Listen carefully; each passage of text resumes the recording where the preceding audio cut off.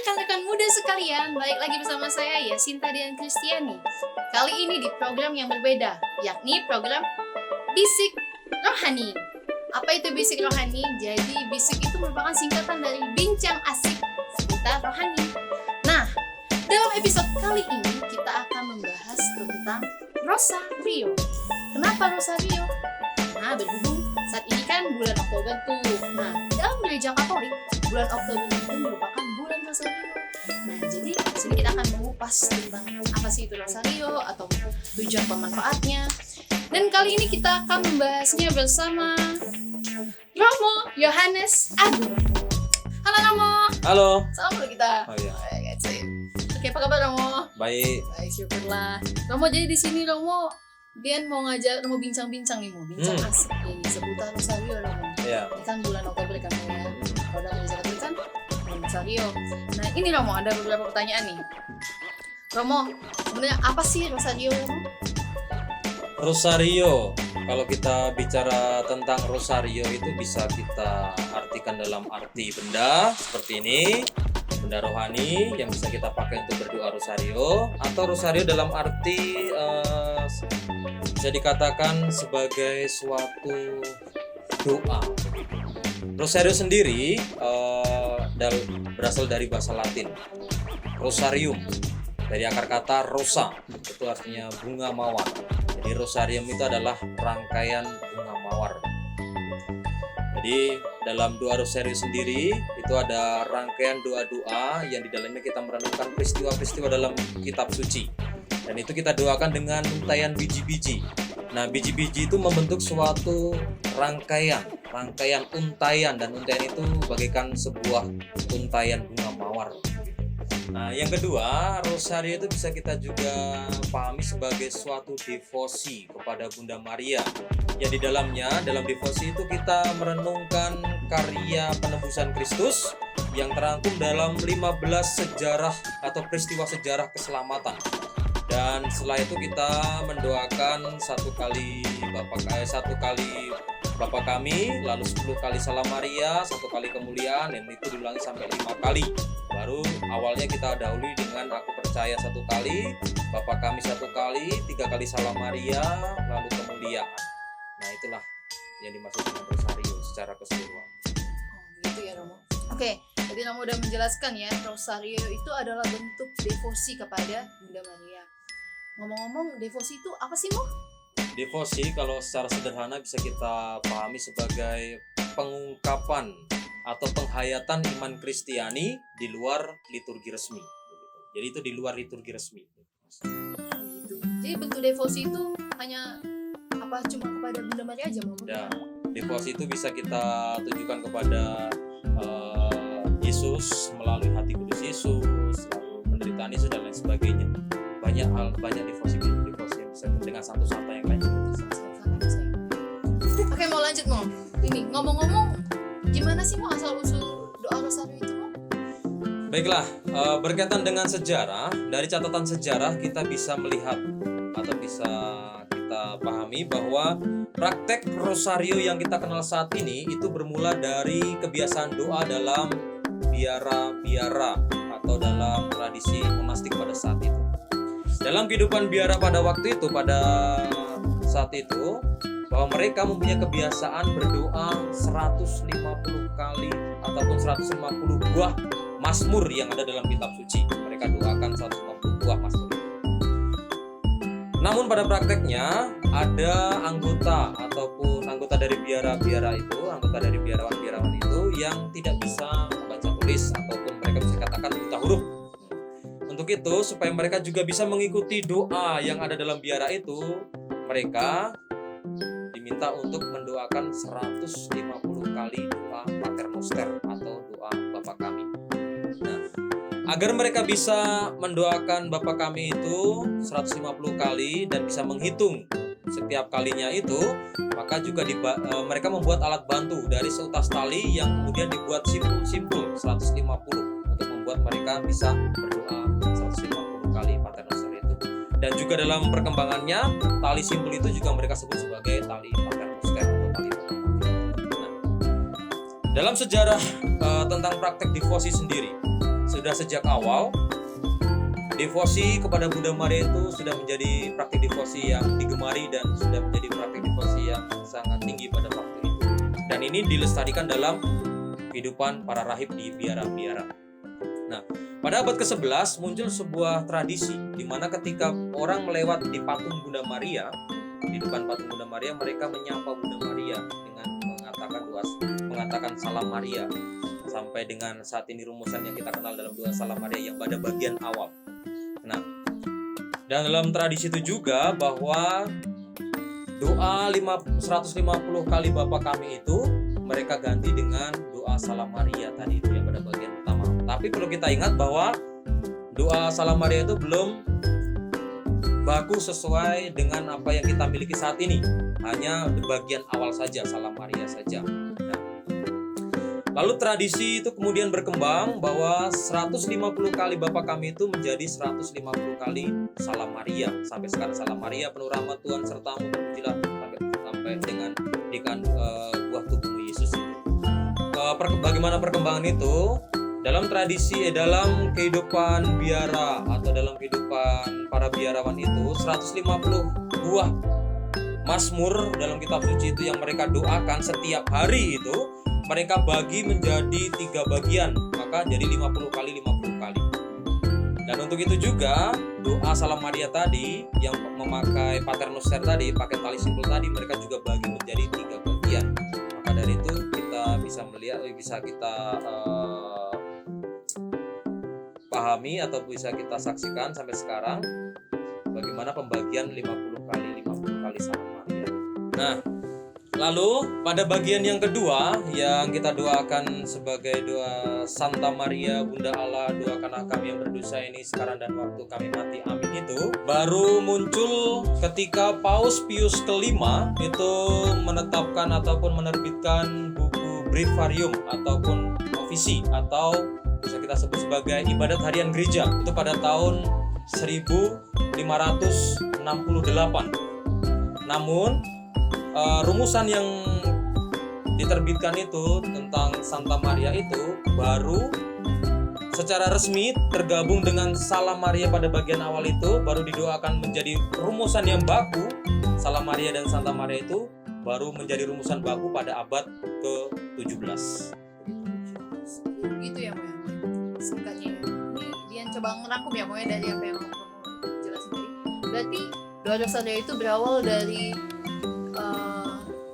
komunitas ya, komunitas kebiasaan doa 105 para rahib, kebiasaan doa para rahib yakni 150 Mazmur ya, Mo, ya.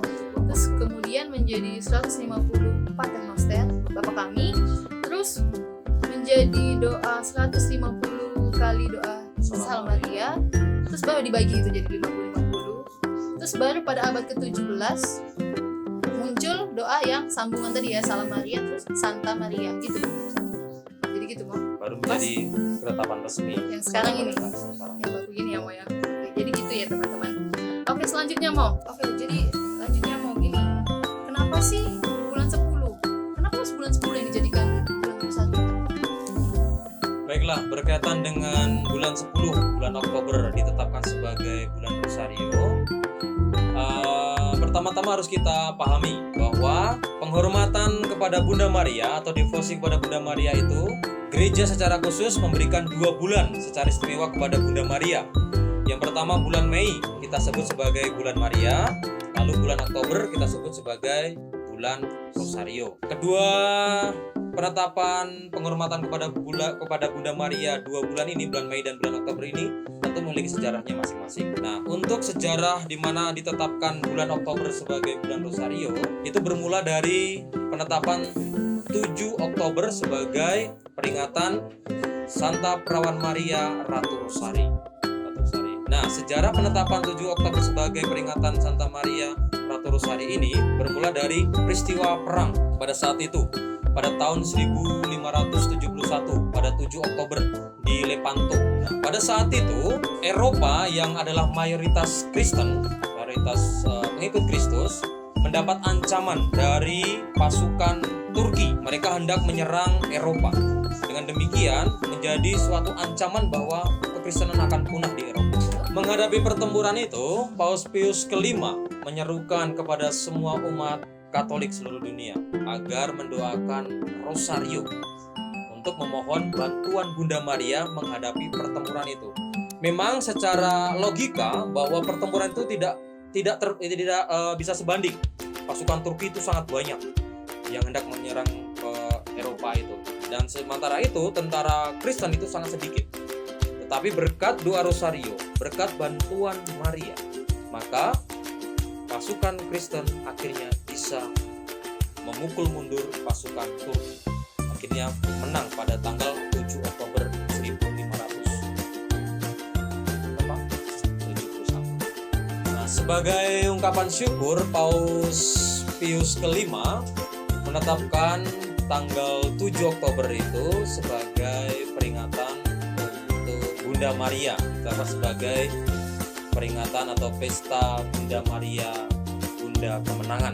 Nah, setelah itu penggantinya Paus Gregorius ke-13 itu pada tahun 1573 merubah pesta itu menjadi pesta Santa Perawan Maria Ratu Rosari.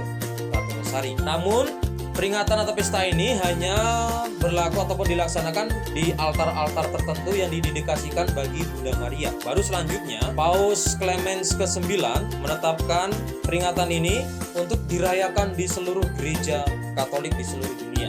Nah, kemudian Paus Leo ke-13 itu pada tahun 1903 menetapkan bulan Oktober sebagai bulan Rosario. Itu sejarahnya secara singkat seperti itu. Gitu ya Romo ya. Oke, langsung aja ya Romo ya. Ini tadi udah Romo jelasin lah cukup panjang tentang apa itu rosario, asal usulnya. Terus untuk tujuan dan manfaatnya sendiri itu apa sih? Berkaitan dengan manfaat, dengan tujuan kita berdoa rosario, mengapa kita berdoa rosario? Pertama harus kita pahami bahwa doa rosario adalah doa khas Katolik. Terkadang orang Katolik sendiri ataupun orang yang di luar Katolik bertanya, mengapa harus berdoa rosario dan mengapa kita berdoa kepada Bunda Maria melalui rosario itu? Sebenarnya mengapa kita harus berdoa kepada Bunda Maria? Sebenarnya pertanyaan ini salah. Bahwa kita bukan berdoa kepada Bunda Maria, tetapi kita berdoa kepada Allah. Kita berdoa kepada Allah melalui atau bersama dengan Bunda Maria. Kita berdoa melalui perantaraan Bunda Maria. Kita berdoa bersama dengan Bunda Maria dalam doa rosario, atau dengan istilah Latin itu Per Mariam ad Jesu. Lalu yang kedua, mengapa kita perlu berdoa rosario? Kita berdoa rosario seperti yang kita doakan dalam doa rosario itu, kita mengenangkan peristiwa-peristiwa hidup Yesus dalam sejarah keselamatan.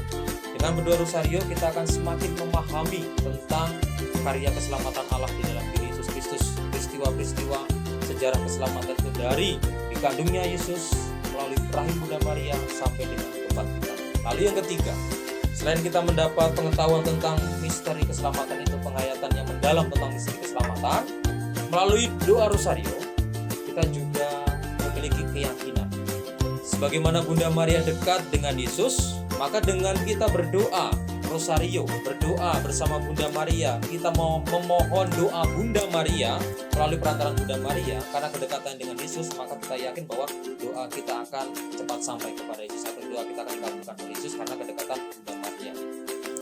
Lalu yang selanjutnya, mengapa kita perlu berdoa rosario?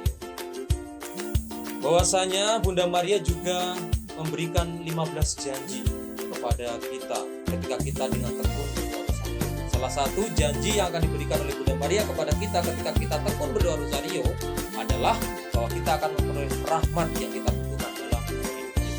Bunda Maria akan memberikan pelimpahan rahmat kepada kita, menolong kita dan juga melindungi kita. Dan masih ada 14 yang lain. Lalu selanjutnya juga mengapa kita perlu berdoa rosario? Karena Bunda Maria sendiri juga meminta supaya kita mendoakan doa rosario sebagaimana diminta oleh Bunda Maria ketika penampakan-penampakan yang terjadi di Lourdes atau di Prancis dan juga di Fatima di Portugal. Bunda Maria meminta supaya umatnya melalui penampakan itu, supaya umat Katolik, umat Kristiani berdoa. Seperti terkagum-kagum. Iya, mau ternyata banyak sekali Masih banyak sebenarnya, masih banyak tapi ya hanya segitu saja, nanti terlalu panjang. Masih banyak manfaatnya. doa rosario itu adalah doa, itu doanya tujuannya ke Tuhan, tapi melalui perantaraan Bunda Maria. Karena banyak kan benar yang kata Romo tadi, banyak orang yang menyangka bahwa doa rosario itu kita berdoa kepada Bunda Maria, padahal kan enggak ya Mo ya. Oke Mo, yang terakhir nih Mo. Jadi Mo, gimana caranya nih teman-teman kaum muda mau berdoa rosario, gimana Mo? Gimana caranya kaum muda tergerak hatinya untuk berdoa rosario? Pertama, harapannya melalui apa yang sudah kita bicarakan tadi, melalui penjelasan-penjelasan tadi yang ingin bisa membantu kita untuk semakin, melalui penjelasan tadi membantu kita, harapannya membantu kita untuk semakin mencintai rosario dengan pengetahuan kita tentang apa itu rosario, sejarahnya bagaimana, manfaatnya apa dan lain sebagainya.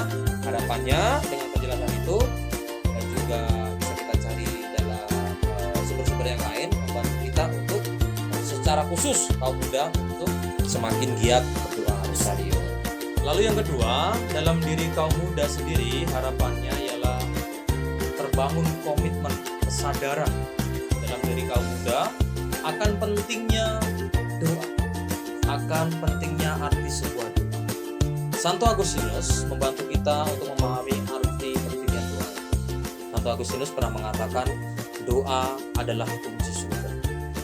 Seperti tubuh kita yang tidak bisa hidup tanpa makanan, begitu juga jiwa kita tidak bisa hidup tanpa doa, tanpa relasi kita dengan Allah.